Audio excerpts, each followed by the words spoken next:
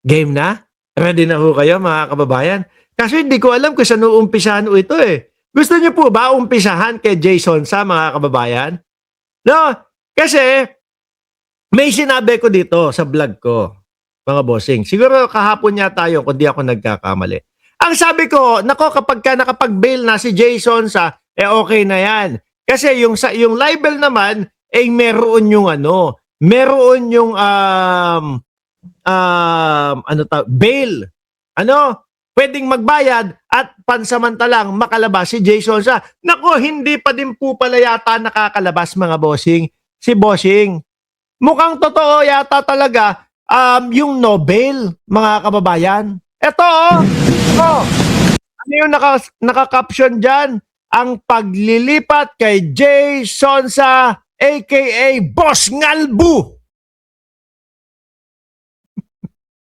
Sabi ni Ma'am Marge, Jane Negrang Bungal.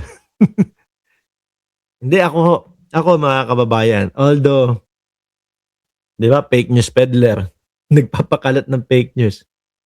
Tayo naman po, may puso pa din po tayo. Naawa ako doon sa tao, mga kababayan.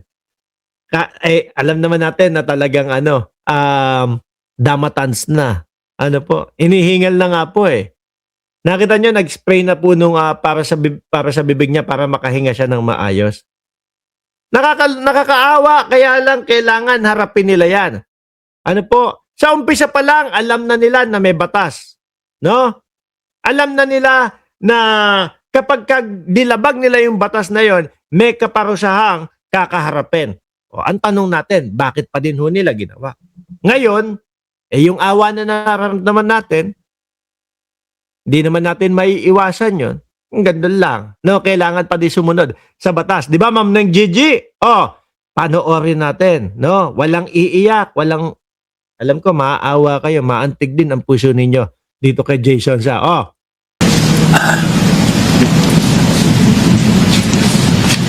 Galing nakikita na. Hindi po.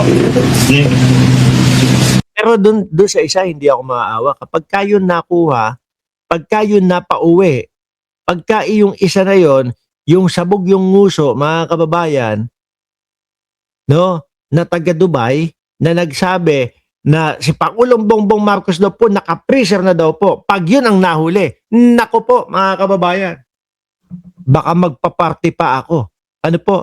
Yung sinasabi nila na, nako, mayaman yan, wag mong kakalabanin, wag mong babanggain yan. Mayaman, pagkadami-dami, nung ginto dito, alaas dito, kada ba nag-isasabit lahat?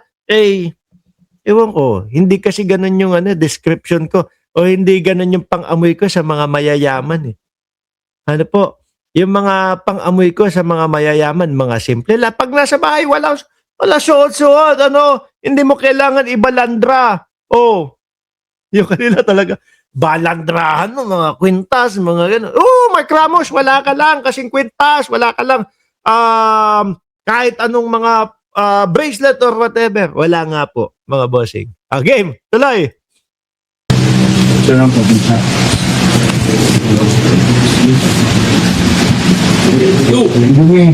Bayan na. Lilipat ng kulungan. Lilipat ng detention facility.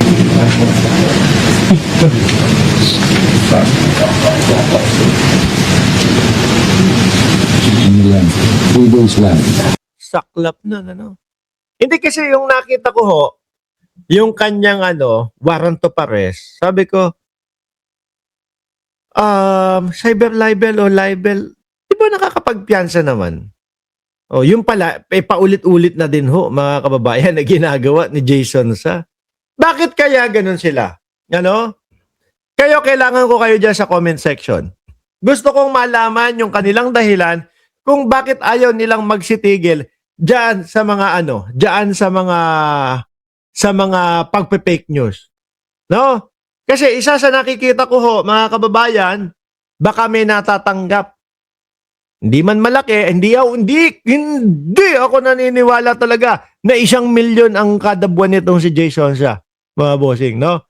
Ikaw pa si kwenta, pa isa-100, pwede, meron. Pero yung 1 milyon putang ina, bungal pa din.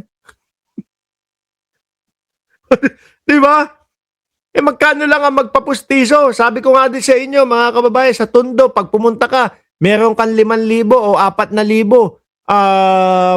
na 4,000 piso, meron ka ng pustiso kay Mang Soliban eh. Di ba? Sabi ni Jordan G ng Team MR, 6 counts daw ng libel. 6 counts yata ng cyber libel. Yan, ang dami. Paulit-ulit, ano pa? Isa sa nakikita ko, baka hindi nila maiwasan o hindi nila matanggihan yung mga nakukuha ho nila, mga kababayan. Isa yon sa nakikita ko. Kung wala man ho, mga bossing, na natatanggap, baka doon sa gigil nila na ang tagal-tagal na nila na gustong matanggal si Pangulong Bongbong Marcos, no? Magdadalawang taon o 2 taon mahigit na huyang mga yan na naggagawa ng mga fake news at hindi pa din po natitinag ang ating presidente. Hanggang ngayon po, si Presidente Marcos pa din po ang nakaupo. Ang ginagawa nila, sa gigil nila, nagpe-fake news na sila.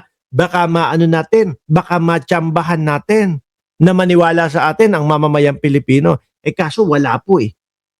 No? Hanggang ngayon ho, mga kababayan, is ganun pa din po eh. Presidente pa din po natin, si Pangulong Bongbong Marcos.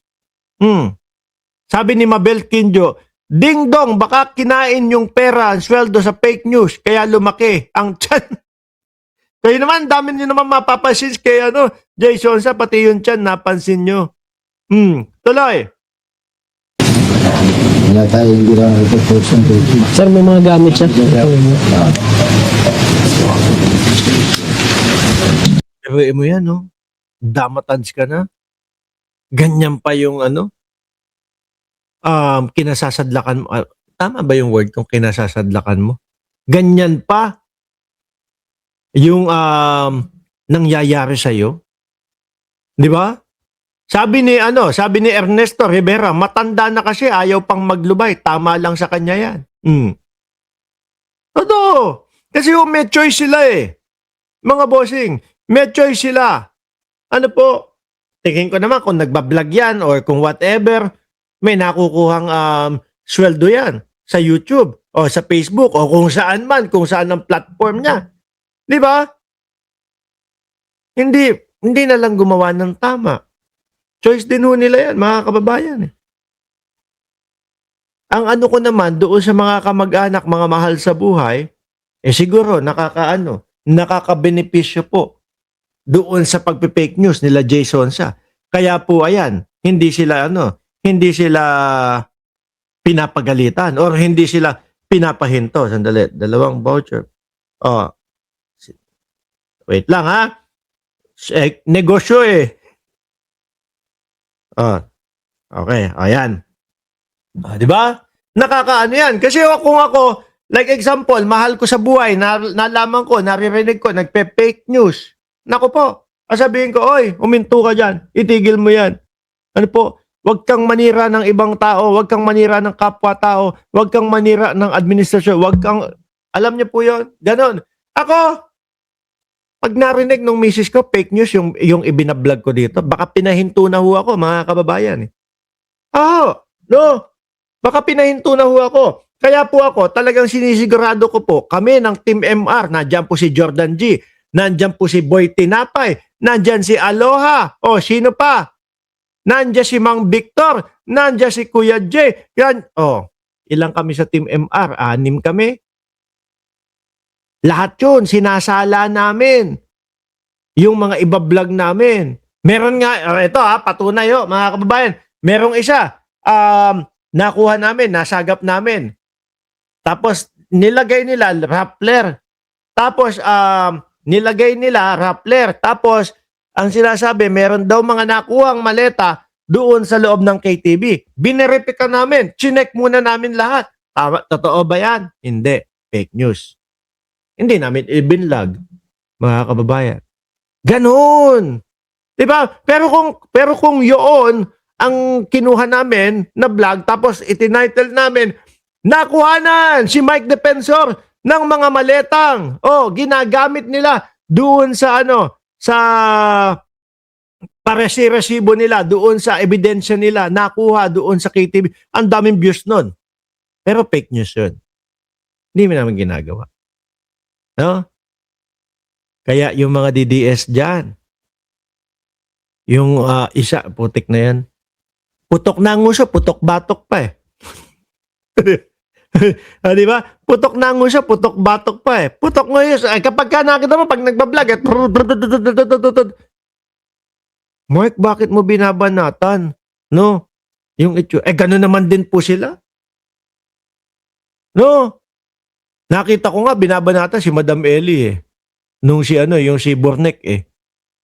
Tapos ang mga pinagsasasabi po yung itsura ni Madam Ellie eh.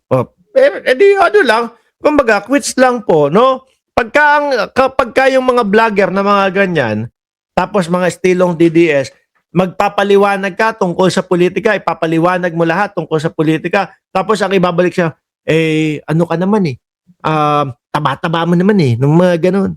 Ibig sabihin po, walang aral yan. Mga bobo po yan, no? Kasi hindi nila kayang sumagot sa kung ano man yung pinag-uusapan. Ayan.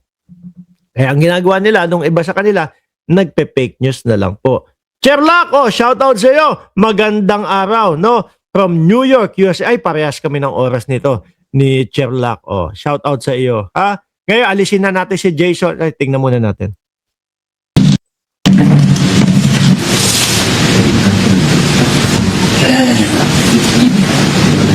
Kailan ka na detain dito sir? 3 years ago. Saklap, ano?